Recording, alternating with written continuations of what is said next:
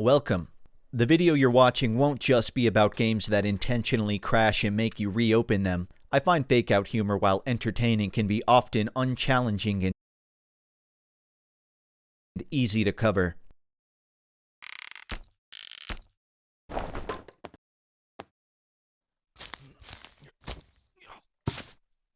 Instead, I'll be focusing on fourth wall mechanics and storytelling devices that vaguely fall under the umbrella of self-aware.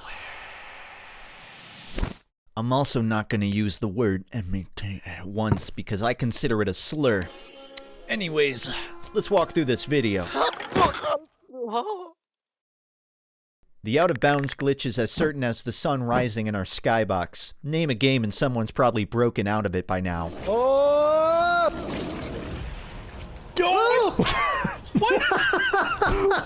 Here's how to prove Link's Earth is flat and jump off the world. What allows this to happen is any developer oversight that lets players escape the play area. Things like a missing boundary box collision,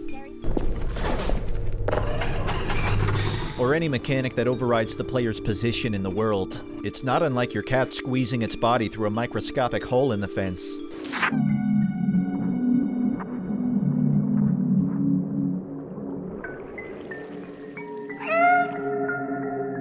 There's something so human about the desire to turn a wall into a door and a door into a portal. If a game's cool, it'll actually use this as a feature in some way, rewarding players who escape the play area with some kind of a wink or a nod. For all the examples of it being used as an Easter egg, though, I couldn't find many examples of it being a primary mechanic. This led me to Itch.io, which led me to a tiny game called Hammer Space. It seems to be a development build of a late 90s shooter that was so error-trodden you can't equip the intended weapons. All you can use is a scrapped hammer item with a supposed high-priority bug. Hey, you know what they say, l'appel du vide, or as the French would put it, he's using that wrong.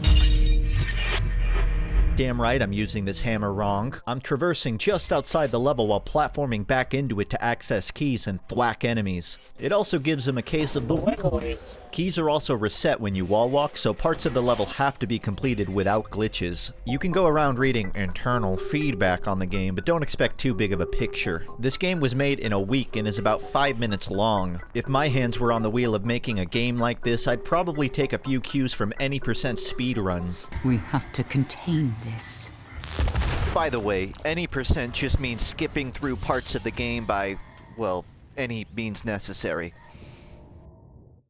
People treat Doom 2016 like it's a 3D platformer. You climb around the skybox, walk on the ceiling, blast jump your way across gaps. It's like a totally different game is being played. The same could be said of any percent speed run. Metroid Prime's got a crazy one. Portal?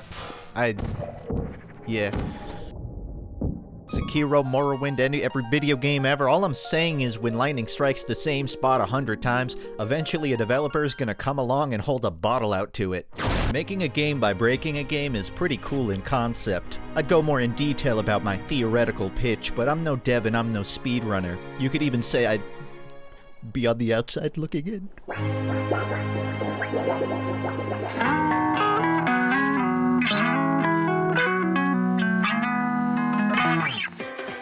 We've all come to recognize that iconic Miyamoto quote, "Delay your game, or I'll delay your breathing." So much can happen to complicate a game's development. One big change in its art style or its gameplay and suddenly your release window is kaput. For example, you ever order french fries and find a curly in it? That's basically why RE4 took 6 years to make. Even Halo found its start as a real-time strategy game. Man, this isn't Halo, dude. Stop showing me this old PC game. Oh, my mistake. Then it became a third-person game.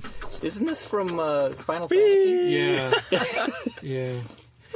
Man, we don't want to publish this game, dude. The rest is history, but that's not to say delays are always a good sign. They're even associated with the concept of development hell. One sweeping revision and suddenly months of work get undone. One overambitious feature and now you've cornered yourself with a promise. Also, that Miyamoto quote? He never actually said it. Delayed, rushed, spoiler alert, everything ever made had a show of development. I didn't hit puberty until I was 15.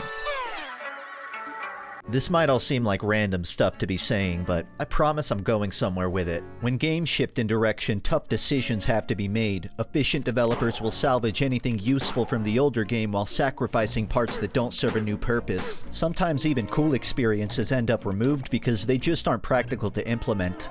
With Bioshock Infinite, early on there were these promises of skyrail obstacles, story factions. You could even step into the reality tears and interact with them. You'll be in a space and you'll see a skyline that doesn't exist in the Columbia that Booker is in. But behind the scenes of it all, Irrational Games was shedding developers left and right. Supposedly features were getting the same treatment. Meanwhile, they still hadn't figured out the core game yet. I actually liked Bioshock Infinite, but one could imagine the stress of working on it when the 4 games of content you made all get canned at the finish line. You may be wondering, what does any of this have to do with the video title?